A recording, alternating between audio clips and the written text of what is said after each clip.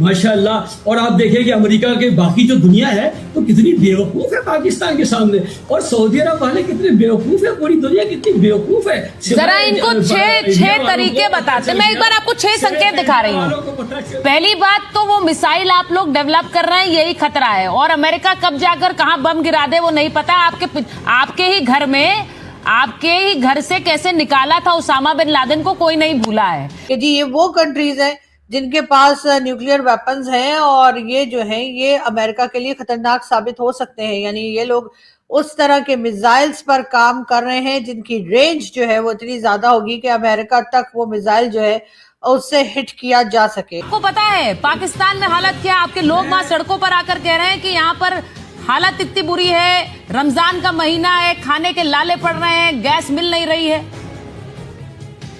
और अल्हम्दुलिल्लाह आज बड़ी तारीफें हो रही हैं। तो आपने जैसे कहा कि ये तो पूरा एक पर्चा है जो आपने रटा हुआ है, लेकिन आप देखें कि दीपक साहब को भी पता है कि मोदी साहब का वीजा अमेरिका ने रिफ्यूज किया था गुजरात के कोई पर्चा नहीं रटा, सारी दुनिया जानती है। ऐसे तो हम जी वो दहशत। एक सेकंड मेजर नदीम, मैं आपको एक बात बड़ी क्लियरली बता दूं, हमारे देश के प्रधानमंत्री के लिए बहुत तहजीब से बात करिए। He is a global leader, पूरी दुनिया देखती है उन्हें, ठीक है? आपके नेता की तरह नहीं है कि जा जाके कटोरा लेकर घूमते हैं, पहली बात। दूसरी बात, मैं आपको ये बड़ा क्लियरली बताऊं कि आपसे दुनिया डरती नहीं है, आपको खतरा मानती है, क्योंकि आप लोग गैर जिम्मेदार हैं। एम्बेसडर वोरा, इररिस्पॉन्सिबल न्यूक अगर कोई रखता है इस दुनिया में तो वो पाकिस्तान है। ये पूरी दुनिया इंक्लूडिंग अमेरिका जानती है। मुझे तो अब ये लग रहा है अमेरिका इस पर एक्शन लेगा कि नहीं। बहुत बहुत धन्यवाद मैम, बहुत अच्छा लगता है। चाणक्य ने भी कहा था कि जब आप बुद्धिमान लोगों के साथ बैठते हो तो उनकी जानकारी से आपको भी फायदा होगा। ये गाली गलौज जो ये मेजर कर रहा है इसमें मैं नहीं उठूंगा। पहली चीज बिल्कुल नहीं, मैं बता देता हूँ। हाँ, पहली चीज आपको बता देता हूँ कि अभी हाल ही में एक कॉन्क्लेव में मैंने हिस्सा लिया था, तो इस देश के भी कुछ प्रतिनिधि थी, बातचीत कर रहे थे डेवलपमेंट की। जनरल साहब, तो मैं था वहां पर, अभी 2 दिन की बात है, तो मुझसे पूछा गया कि भारत का लक्ष्य क्या है, what is your claim to fame, दुनिया को आप क्या दिखाना चाहते हो। मैंने कहा हमारा यह है कि डेवलपमेंट, और एक अमीर भारत, एक सक्षम भारत, एक विकसित भारत दुनिया के लिए बेहतरीन हो। तो फिर इनके देश का जो था वहां पे बैठा हुआ, उससे पूछा गया कि आपकी वैल्यू क्या है। कहता हमारी बात नहीं मानोगे तो हम आतंक आपके ऊपर छोड़ दें। ये मेरी न्यूसेंस वैल्यू है, ऑनेस्ट आंसर। और कोई वैल्यू, मेरे पास पैसे नहीं है, मेरे पास तेल नहीं है, मेरे पास ह्यूमन रिसोर्स नहीं, कुछ नहीं है, मेरे पास बस आतंक है जो मैं दुनिया को थ्रेटन कर सकता हूं, जबकि भारत के पास डेवलपमेंट है, ब्रेन पावर है। सेकंड, बेटा ये जो बात करते हैं ना कि इस्लामिक बॉम्ब, एरेंट नॉनसेंस। कौन सा इस्लामिक बॉम्ब है?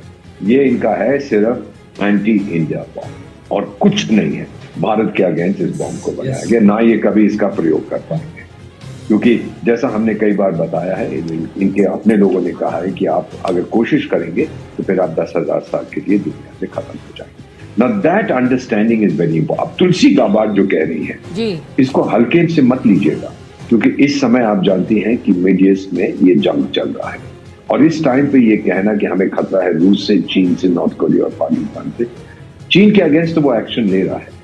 वो हमको सबको मालूम है कि जो ईरान के वो ठोक रहा है, मेन टारगेट तो चाइना बेटा, उसने अपना युद्ध पोत, जिसको हम लोग सब हंसते हो जी भाग गया इब्राहिम लिंकन, वो अरेबियन सी में क्या कर रहा है। भारत, इंडिया फ्लैग टैंकर सब आराम से आ रहे हैं जी। चाइना यूज करता था जिसे हम कहते हैं शैडो फ्लीट, उनको इब्राहिम लिंकन ने कहा कोई आया तो मैं डुबो दूंगा उसको। So the main target is China, और ट्रंप ने तो अपनी विजिट भी वहां पर पोस्टपोन कर दिया। ये सब अगर आप ध्यान रखें, इस वक्त तुलसी गाबार्ड ने कहा है, और मुझे याद आता है 80s में मेरा, जब मैं विदेश मंत्रालय में था, बातचीत हुई थी कि इजराइल और भारत मिलकर इनके कौटा पौटा जो भी है उसको ठोकेंगे। नहीं किया, इतिहास में वो चला गया है। अब अमेरिका पूरी तरह से दबाव डालेगा। इनके जो प्राइम मिनिस्टर थे, मैंने देखा था वो कहां पे कहीं मिले थे डोनाल्ड ट्रंप से, और कह रहे थे डोनाल्ड ट्रंप साहब you are a man of peace. अच्छा, बहुत पीस कर रहा है वो तो मिडल ईस्ट, बड़ा मजा आ रहा है देखने के। और ऊपर आसमान में तो अल्लाह है और जमीन पर आप हैं, क्या क्या बकवास कर रहा था। अब वो मुंह नहीं खोलता अपना, ना वो पिंजरे वाली मुर्गियां जो खेती मार्शल है वो कुछ कह रहा है। सो रियलिटी इस समय इज पाकिस्तान को कोई प्रेम नहीं करता है। Nobody like, not even the Chinese, कोई नहीं इनको पसंद करता है। बस जो बिगड़ा हुआ बच्चा होता है, क्या मालूम वो कब पटाखे फोड़ रहे एक्सेट्रा, ये उसकी एक ही क्लेम टू फेम है, और इसको वो बढ़ा नहीं। ये जो आप बात एम्बेसडर कह रहे हैं, मैं एक बार जरा अहमद साहब के पास जाऊंगी, क्योंकि उनसे ये पूछना जरूरी है कि वहां अहमद साहब जरा बताइए, पाकिस्तान को लेकर इन्हें लगता है कि हमारी बड़ी चर्चाएं हो रही हैं, हम बड़े पावरफुल देश बन गए हैं, हमारे पास शक्ति आ गई है ऐसी जिसे अमेरिका भी डिस्कस कर रहा है, उस शक्ति को लेकर, या फिर मैं कह रही हूं जो बनाने की कोशिश कर रहे थे ईरान, उन पर तो अमेरिका ने बॉम्बिंग की है, लेकिन ये बना चुके हैं और इसको लेकर अमेरिकन क्या सोचते हैं? मैं जरा चाहती हूं कि पाकिस्तान में, अमेरिका में पाकिस्तानियों को लेकर और पाकिस्तान को लेकर क्या सोच है, जरा बताइए। देखिए, पाकिस्तान तो मेरे लिहाज से एक मुल्क नहीं है, बल्कि ट्रेजी कॉमेडी है। ये एक ट्रेजी कॉमेडी है पाकिस्तान अजीब सा मुल्क है। ये जो 9/11 हुआ था जी, इसमें किसी को कोई शक नहीं है कि इसके सारे ताने बाने Rawalpindi headquarter of Pakistan army और जो आपारा है ISI के हेडक्वार्टर, वहां से जुड़े हुए थे, इसमें कोई शक नहीं है। देखें, 9/11 जो हुआ था उससे एक महीने पहले यहाँ पाकिस्तान से जो इनके अभी जो आर्मी स्पोक्स पर्सन है लेफ्टिनेंट जनरल अहमद शरीफ चौधरी, इनके वालिद सुल्तान बशीरुद्दीन महमूद और उनके साथ उनके एक और साथी चौधरी अब्दुल मजीद, ये दोनों पाकिस्तान एटॉमिक एनर्जी कमीशन में काम करते थे। ये गए थे वहाँ, उसामा बिन लादेन से मिले थे। वहाँ पे आयमन अल जवाहिरी जो उसामा बिन लादेन के सेकंड इन कमांड थे, वो भी थे, और इन्होंने उनको डर्टी बॉम्ब की जो है ना प्लानिंग की थी, इसमें कोई शक नहीं है। तो ये अभी मैं आपको बताऊं, बात ये है कि बकरे की माँ कब तक खैर मनाएगी। आपको लग रहा है ऐसा ही है? अब इस तरह की बात जब उन्होंने की है तो यकीनन हर तरफ जो है वो एक खलबली सी है, क्योंकि उसमें पाकिस्तान का नाम तो है लेकिन भारत का नाम नहीं है उस लिस्ट के अंदर, जो कि तुलसी साहिबा ने बताई है, या जो उन्होंने अपने जो वो एक जगह पर बात कर रही थी, एक मीटिंग में बात कर रही थी, और जिस तरह से उन्होंने तमाम कंट्रीज के नाम लिए उसमें डेफिनेटली उन्होंने पाकिस्तान का नाम भी लिया है। अगर पाकिस्तान की बात करें तो पाकिस्तान तो आजकल बड़ा फेवरेट हुआ है इस डोनाल्ड ट्रंप का, तो ऐसे में पाकिस्तान को उस लिस्ट में क्यों रखा गया है जिससे कि अमेरिका को खतरा है। जी, और ये बात उन्होंने एक ब्रीफिंग के दौरान जो है की है, और उसमें उन्होंने नॉर्थ कोरिया का भी नाम लिया, उन्होंने ईरान का भी नाम लिया, उसके साथ चाइना का भी जिक्र हुआ है, साथ साथ पाकिस्तान का भी नाम लिया गया है। अगर पाकिस्तान की बात की जाए तो पाकिस्तान का जो न्यूक्लियर प्रोग्राम है वो तो सभी जानते हैं कि अमेरिका के आशीर्वाद के बगैर कंप्लीट नहीं हो सकता था, और इसीलिए वैसे तो हमारे यहाँ एक जमाने में जब जुल्फिकार अली भुट्टो साहब थे, और कहा जाता है कि उनके जमाने से ये न्यूक्लियर प्रोग्राम जो था उसका आगाज हो गया था, या उसको स्टार्ट कर दिया गया था। उस वक्त भुट्टो साहब ने कहा था कि जी हम घास खाएंगे लेकिन हम एटम बम बनाएंगे। तो फिलहाल तो खैर घास खाने पे हम आ गए, लेकिन हमने एटम बम बना लिया, और कई बार लोगों को अच्छे से ये भी पता है कि ये जो पाकिस्तान का न्यूक्लियर प्रोग्राम है वो हरगिज अमेरिका के लिए नहीं है। अमेरिका की मर्जी के बगैर तो जिसे कहते हैं कि यहाँ पर कोई भी काम नहीं होता, तो भला ये काम कैसे हो सकता है कि पाकिस्तान जो है वो अमेरिका को हिट करने के लिए इस तरह का कोई मिसाइल बनाई है। और बात है कि जितना भी यहाँ पर काम किया गया है मिसाइल्स के ऊपर या न्यूक्लियर वेपन्स के ऊपर, वो तमाम का तमाम सिर्फ और सिर्फ भारत के लिए है। भारत के लिए ही जो है जुल्फिकार अली भुट्टो साहब ने कहा था कि वो जो इनका बड़ा एक मशहूर जमाना इनकी कही भी बात है, जिसको आज भी हमारे जो भारतीय साथी हैं या भारत के जो पैनलिस्ट हैं, भारत के जर्नलिस्ट हैं, वो दोहराते रहते हैं, ब्लीड इंडिया विद 1000 कट। मेरा ख्याल है इसके ऊपर पाकिस्तान को जो है वो इस बात को माफी मांग लेनी चाहिए, या ये कह देना चाहिए कि जी ये इनका अपना ही ख्याल था, सारे पाकिस्तानी ऐसे नहीं है। लेकिन अनफॉर्चुनेटली ऐसा होता हुआ हमें दिखाई नहीं दे रहा, और इसी वजह से जो है वो टेंशन जो है वो बढ़ती जा रही है। बहरहाल हम बात कर रहे थे तुलसी गबाडा की, और उन्होंने जी जो नाम लिए हैं उसमें पाकिस्तान का भी नाम लिया है। तो फिर वो जो डोनाल्ड ट्रंप कहा करते थे जी माय फेवरेट फील्ड मार्शल, तो वो बात अब कहाँ गई, और इस तरह से पाकिस्तान का नाम क्यों लिया जा रहा है? क्या वाकई इन लोगों को लगता है कि पाकिस्तान जो है वो इस वक्त अमेरिका के लिए कोई खतरा बन सकता है? हो सकता है उसमें एक वजह ये भी रही हो कि पाकिस्तान कहीं ना कहीं ईरान को सपोर्ट करता हुआ दिखाई दे रहा है, और ईरान को सपोर्ट करने का मतलब यही है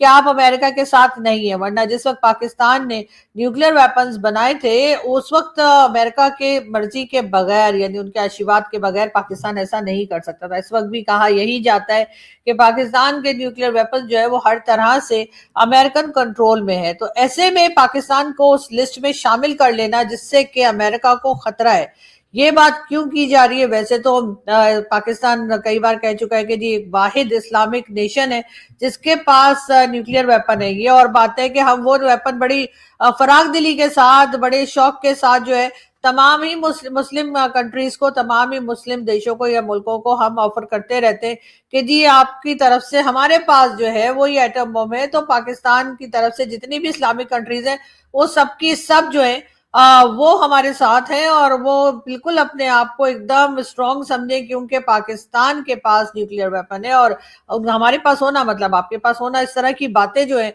वो पाकिस्तान की तरफ से कई बार की गई। वैसे तो जी न्यूक्लियर वेपन जो है वो किसी भी कंट्री की सिक्योरिटी के लिए बहुत इंपॉर्टेंट होते हैं, और वो कंट्री अपने आप को बड़ा सिक्योर समझती है जिसके पास न्यूक्लियर वेपन्स हैं, कि उनको लगता है कि अगर किसी के साथ उनके क्लैशेस हैं, किसी को उनका काम पसंद नहीं आ रहा या किसी को उनसे बात करना पसंद नहीं आ रहा, तो ऐसे में न्यूक्लियर वेपन की वजह से वो लोग उनके ऊपर जो है इस तरह से अटैक नहीं कर सकते जैसे कि आमतौर पर जिनके पास न्यूक्लियर वेपन ना हो उन कंट्रीज पर अटैक किया जा सकता है। पाकिस्तान को भी हमेशा से भारत के साथ यही बताया गया यहाँ पर सबको कि जी भारत से आपको खतरा है, भारत अटैक कर सकता है। तो जब भारत ने न्यूक्लियर वेपन बनाए तो उसके साथ ही साथ पाकिस्तान को भी न्यूक्लियर वेपन बनाने की जरूरत महसूस हुई, और साथ ही साथ जाहिर है कि अमेरिका भी यही चाहता था क्योंकि उनको भी हिंदुस्तान के ऊपर एक तरह का होल्ड रखने के लिए, हिंदुस्तान को एक तरह से दबाए रखने के लिए या डराए रखने के लिए, जो मर्जी कह लीजिए, जिसको जो वर्ड पसंद आता है वो करने के लिए उनको जो है वो पाकिस्तान की जरूरत पड़ी। और उन्होंने कहा कि जी ठीक है, अगर हम पाकिस्तान को न्यूक्लियर वेपन बनाने देंगे तो इस तरह से हम भारत को भी कंट्रोल कर सकेंगे। वैसे भी इस रीजन में चाइना के पास भी न्यूक्लियर वेपन है, भारत के पास भी है और पाकिस्तान के पास भी है, लेकिन हमेशा से पाकिस्तान का जो न्यूक्लियर प्रोग्राम है उसको लेकर तरह तरह की बातें की गई। यानी इतनी हिफाजत शायद न्यूक्लियर वेपन ने हमारी नहीं की जितनी कि हम उसकी करते हैं। कभी ऐसा लगता है अमेरिका ना ले ले, कभी लगता है कि कहीं सऊदी अरेबिया ना ले जाए या कोई और देश, कोई और कंट्री ऐसी ना आ जाए जो कि हमसे हमारा ये न्यूक्लियर वेपन जो है वो वापस ले लिया जाए या उनको दे दिया जाए। इसलिए कि सऊदी अरेबिया भी इस वक्त पूरी तरह से कोशिश कर रहा है कि उसको न्यूक्लियर वेपन बनाने की परमिशन जो है वो अमेरिका की तरफ से मिल जाए। उनके पास पैसा भी है और उनका ख्याल है कि वो इस वेपन को बना भी सकते हैं और वो बनाना चाहते हैं।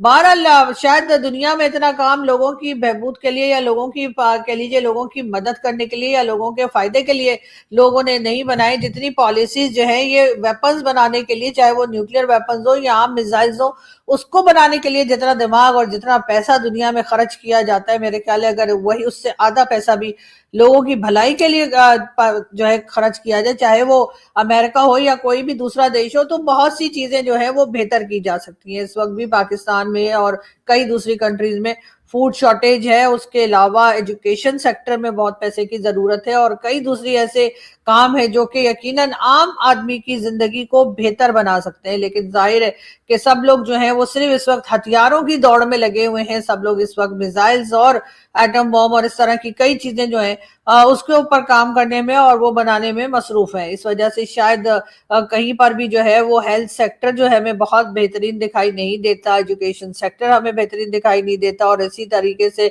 लोगों में जो एक एहसास महरूमी है, लोगों के पास जॉब्स नहीं है, खाने को नहीं है, फूड शॉर्टेज, वाटर शॉर्टेज, क्या कुछ चल रहा है। लेकिन दुनिया वो तमाम चीजें छोड़कर और सिर्फ वेपन्स बनाने में लगी है। लेकिन खैर अमेरिका तो हमें बहुत फेवरेट लगता था कि हम अमेरिका के फेवरेट हैं और अमेरिका हमारा फेवरेट है, इसलिए कि हमने जब जब अमेरिका ने जो जो पाकिस्तान को हुक्म दिया या जो जो काम पाकिस्तान को करने के लिए कहा गया, पाकिस्तान ने बिल्कुल जी हुजूरी करते हुए उसको किया, चाहे वो अफगानिस्तान के मामलात हो या कहीं के भी।